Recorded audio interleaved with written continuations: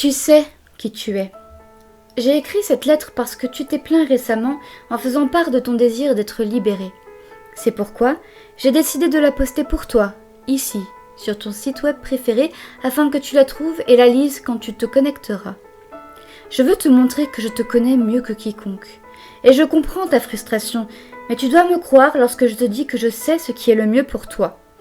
À la fin de cette lettre, j'espère que tu auras une meilleure compréhension concernant les raisons pour lesquelles je te fais toutes ces choses. Que tu le crois ou non, je déteste vraiment t'imposer tout cela sans ton consentement. C'est pourquoi j'ai besoin que tu commences à me faire confiance dans les décisions que je prends, sans poser de questions ou protester. Avec cela en tête, laisse-moi essayer de t'expliquer. J'avais un camarade de promo à l'université qui se plaignait toujours que son cou lui faisait mal. Il se tordait la tête d'avant en arrière, comme s'il essayait de déloger quelque chose de douloureux de l'intérieur de son corps. Au final, je suis parvenue à le convaincre de consulter un médecin, et mon ami a appris qu'il souffrait d'une maladie dégénérative incurable. Sa colonne vertébrale ne pourrait jamais aller mieux. Au contraire, elle lui causerait de plus en plus de douleurs chaque jour qui passerait. Mais il y avait encore de l'espoir. Les médecins lui ont parlé d'une opération qui pouvait retarder l'inévitable. Elle donnerait à mon ami une décennie supplémentaire de vie sans souffrance avant que la douleur ne revienne pour le tuer. Mon camarade a choisi d'essayer la chirurgie et ça a marché comme sur des roulettes. Il était plus heureux que je ne l'avais encore jamais vu auparavant. L'opération lui a redonné de la confiance en lui et de la vigueur, ce qui l'a incité à s'inscrire dans une ligue de baseball amateur. Il voulait tirer le meilleur parti de sa nouvelle vie et profiter de sa santé pendant qu'il l'avait encore. Un jour, mon ami plongeait vers la deuxième base lorsqu'il a atterri trop fort par erreur. L'impact a déréglé sa nouvelle colonne vertébrale et le travail méticuleux des chirurgiens ont été effacés en un instant. Les médecins lui ont dit qu'il ne pouvait pas réparer les dommages une seconde fois, car son corps ne supporterait pas le traumatisme d'une autre intervention. Il a supplié, mais ils ont refusé de le faire. Il s'est donné la mort un peu plus tard ce jour-là. Ton corps te lâchera et c'est pour ça que je t'ai mis au fer. Je te protège du risque de te blesser ou de tomber malade, comme cela arrive si souvent dans le monde extérieur. Je te garde enchaîné parce que je sais que j'ai trouvé l'endroit le plus sûr possible pour te garder. En étant loin de tout danger, tu vivras sans doute jusqu'à un âge avancé. Je ne peux pas imaginer la vie sans toi, et c'est pourquoi je ne te laisserai jamais sortir de la cave. Un autre de mes amis est revenu de la guerre du Golfe pour découvrir que sa femme couchait avec un autre homme. Fier de nature et profondément amoureux de son épouse, mon vieil ami s'est immédiatement mis en colère. Il a menacé de tuer l'étranger qui s'était installé si confortablement dans le lit conjugal d'un autre homme. L'étranger, cependant, était aussi un soldat, et mon ami n'avait pas remarqué que, sur la table de nuit voisine, il y avait une arme de poing lui appartenant. D'un seul geste, cet inconnu qu'il n'avait jamais rencontré auparavant a pris l'arme et lui a tiré dessus. La balle a transpercé son poumon droit et mon cher ami est mort noyé dans son propre sang. Il a été assassiné par l'homme qui lui avait volé sa femme. Ton cœur te trompera et c'est pourquoi je te garde à l'isolement. Si tu tombes amoureux, tu le regretteras sûrement. Je veux t'éviter de souffrir de cette douleur. Même les amitiés ne peuvent la plupart du temps que causer du chagrin à la fin. Je suis la seule personne qui est sûre de t'aimer pour toujours. Pour le reste de ta vie, tu ne connaîtras donc personne d'autre que moi. Savais-tu qu'une des victimes de Jeffrey Dahmer avait failli s'échapper ? Le malheureux garçon s'est enfui nu et mutilé dans la rue, mais il s'est étrangement retrouvé dans l'impossibilité de s'expliquer devant la police venue enquêter. Vois-tu ? Dahmer avait versé un acide fort dans une ouverture qu'il avait creusée dans le crâne du garçon.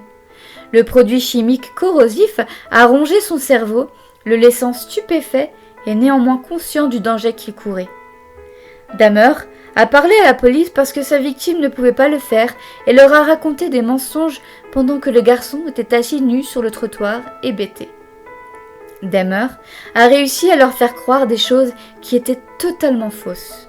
Il leur a dit que le garçon était en fait un adulte et qu'il ne délirait pas à cause de la torture, mais plutôt parce qu'il avait bu trop d'alcool. Il a affirmé qu'il serait préférable pour toutes les personnes concernées que Dahmer soit simplement autorisé à le ramener chez lui pour qu'il se repose. La police a finalement accepté et, cette nuit-là, Dahmer a ramené sa victime dans la chambre de torture dont il s'était déjà échappé à juste titre. Lorsqu'ils se sont retrouvés seuls ensemble, Dahmer a terminé le travail qu'il avait commencé en mettant fin à la vie du pauvre garçon. La société ne parviendra pas à te protéger et c'est pourquoi j'ai été obligée de te couper les mains. Tu as tenté de taper un message demandant de l'aide. C'est à ce moment-là que j'ai réalisé que tu allais essayer de gâcher ce que nous avons ensemble et ce que j'essaie de faire pour toi. Tu vas tout ruiner, à moins que je ne t'en empêche fermement. Je sais que tu deviendras rapidement fou sans une certaine forme de stimulation, et je t'ai donc construit l'appareil qui te permet de naviguer sur Internet même si tu es enchaîné au mur.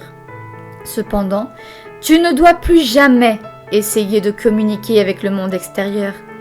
J'espère que les moignons arrondis à l'extrémité de chacun de tes avant-bras serviront à te rappeler de ne plus jamais me désobéir. Chercher de l'aide auprès des autres ne t'apportera rien, mon cher ami. Cela ne pourrait que te causer une douleur inutile. Et je t'assure que dans certains cas, seule de la désobéissance peut être bien pire que quelque chose d'aussi simple que de perdre tes mains. Mon amour de lycée a eu la pire malchance. Nous étions pauvres, elle et moi, mais nous étions heureux ensemble. Un jour, un homme est venu dans notre ville et a fait des promesses à ma petite amie. Il convoitait sa beauté et j'étais impuissant pour l'empêcher de la prendre. Elle voulait s'échapper de notre petite ville et elle est partie avec lui à la recherche de la gloire et de la fortune qu'il lui avait assurée. Nous n'avons plus entendu parler d'elle jusqu'à ce que, 2 ans plus tard, ma chérie soit devenue célèbre. Mais pas de la manière qu'elle l'avait souhaité. Son histoire a été connue par beaucoup de gens uniquement à cause de la brutalité qu'elle avait subie. Elle a été en soins intensifs pendant quelques jours après avoir été retrouvée, mais elle était bien trop traumatisée pour parler. Nous n'avons jamais appris les détails de ce qu'il lui avait fait, mais ses blessures à elle seule en disaient long. Elle racontait l'aventure d'un homme dépravé au-delà de toute imagination, un homme qui prenait un réel plaisir à transgresser la décence humaine. Ce type d'homme n'est pas rare. J'espère que cette lettre t'aura aidé à comprendre pourquoi je fais parfois des choses qui semblent horribles ou cruelles. Je pourrais raconter beaucoup d'autres anecdotes comme celles qui sont écrites ci-dessus, mais je ne vois aucune raison de t'ennuyer davantage. Lorsque tu me verras ce soir, tu pourras me demander de t'en dire plus sur ce que je sais, et je serai heureux de le faire. Pour l'instant, commence simplement par apprendre à me faire confiance. En plus de ce que j'ai déjà dit, laisse-moi aussi ajouter ceci. Ton esprit finira par te faire défaut lui aussi. Ta spiritualité, comme un feu, va soit s'éteindre, soit te consumer entièrement. Les valeurs qui te sont les plus chères seront mises à rude épreuve jusqu'à ce qu'elles craquent bruyamment, et le son de leur rupture ne te permettra pas de dormir la nuit. Après cela, ces valeurs s'effondreront entièrement et seront oubliées. Je peux te protéger de toutes ces atrocités, et je jure que c'est la seule chose que j'essaie de faire. Je couperai toutes les parties de toi qui pourraient éventuellement te faire du mal. Je crois qu'un jour, tu me remercieras pour mes efforts. Je te chéris plus que les mots ne peuvent le dire. Éternellement, ton gardien.